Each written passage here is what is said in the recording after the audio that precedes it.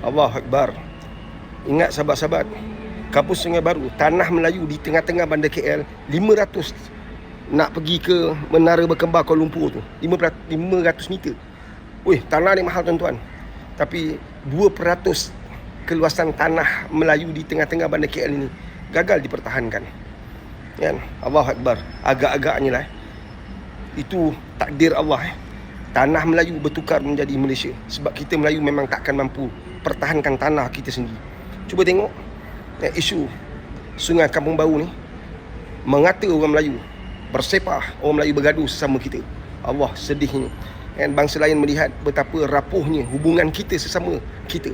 Bangsa Melayu yang sangat rapuh, dia punya perpaduan, dia punya persaudaraan, dia punya penyatuan. Kau pernah dengar ke orang Cina bergaduh pasal kawasan Musang King di Raub, Pahang? Itu teroka secara haram tu. Itu jelas-jelas haram tu. Diteroka secara haram. Ada orang Cina bergaduh tak? Tak ada. Kau nampak tak peristiwa kuil di bandar KL yang ada kaitan dengan tanah Jekyll? Ada kau nampak orang India bergaduh sama mereka? Tak puas hati, ada yang setuju, ada yang tak puas hati. Tak ada. Tapi kan, isu Sungai Kampung Bau ni kan, yang jelas-jelas pemiliknya jelas ada namanya, ada gerannya kan, mereka gagal pertahan dan kita orang Melayu bergaduh.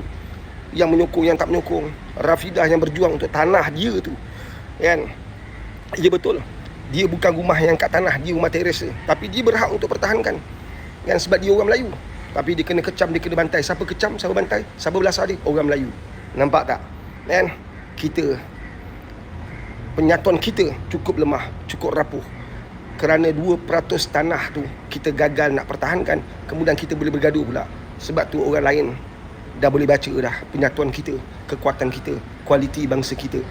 Cukup sedih. And cuba ingat, cuba belajar daripada sejarah yang lepas. Fikir-fikirkan apa yang saya kata. And terpulang, tanah kamu, tanah saya. The next next punya kejadian, wallahu a'lam.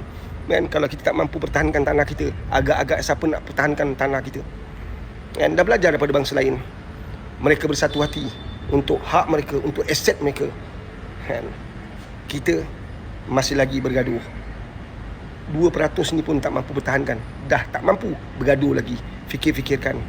Semoga kejadian Kampung Sungai Baru ini menjadi satu ingatan keras kepada semua orang, daripada rakyat sampai kepada pemimpin. Berhenti lakukan perkara yang merosakkan bangsa anda sendiri. Fikir-fikirkan Pak Aris. Ingatan kecil agar kita tak kehilangan yang besar.